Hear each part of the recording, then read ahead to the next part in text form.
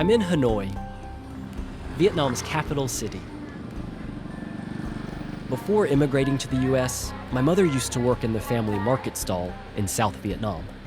These marketplaces are still the lifeblood of the country. So I'm off to meet Leela. She runs food tours, she's a food influencer, and I'm not gonna struggle to find her because I've been following her for months. Oh, Leela! Hi, nice to meet you. Oh, how are you? Like the women in my family, Leela's mother also ran a market stall. So we are on the side of Dong Xuân Market. Dong Xuân Market is one of the largest and also oldest market in Hanoi. I think that Vietnamese food gives me a route into Vietnamese culture. And you smell that? Oh yeah, I smell You that. recognize that tangy? This dish is one of the most exciting dishes in Hanoi. It connects you because you can sit down with any Vietnamese around the world and they'll have an opinion on food. I definitely taste the tomato. Yes, the rice vinegar, the giấm bỗng is so nice and tangy. It wakes you up. And it seems so communal, like people are really gathering. I think market and food in general is kind of like the heart of Vietnamese culture.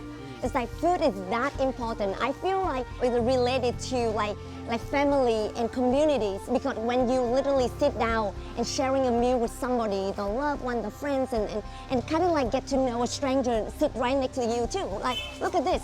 You're sharing a space with somebody that you meet for the first time. I can tell this is really close to your heart. When you were a kid, did you help your mom cook? No, I did not. My mom was selling pho in the market.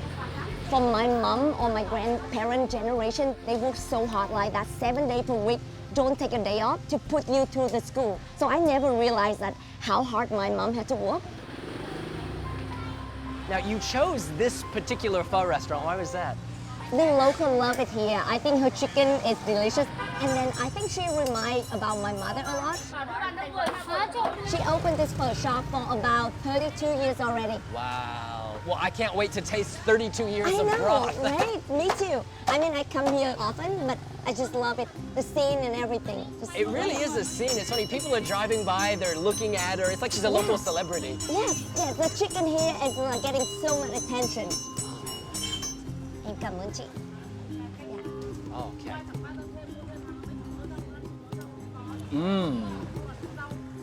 There's something very comforting about that. It is.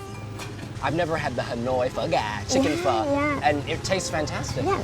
To be honest, when I was growing up, I didn't have a lot of Vietnamese food because my mom was quite isolated culturally. We always had fast food or microwave food. It wasn't really home cooked. And I understand now why that was. Our mother, they did what they did to raise who we are today and keep us alive. Yeah. And here we are eating chicken pho in I know, Hanoi, so on the side of the street. It's it all like, worked out. Yes. Pure luxury. Yeah. And I think the Vietnam War, or as we say, American War here, divided to the country, and it led to the part that so many like Vietnamese people, like the mother, had to leave home and go to a different country where she don't speak the language and literally had to build life on the ground to raising her children. But now we have so many Vietnamese all over the world, and who like you, spreading the love for Vietnamese culture and food. So because of that, it's really more people in the world that know more about our food, our culture, our people.